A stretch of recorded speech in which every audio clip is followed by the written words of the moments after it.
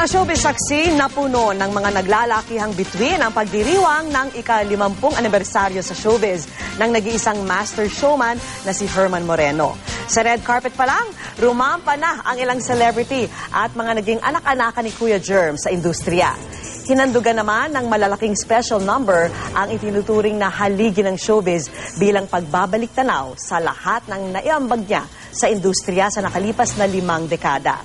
Ipinaabot din ng ilang malalapit kay Kuya Germs ang kanilang pasasalamat sa kanya.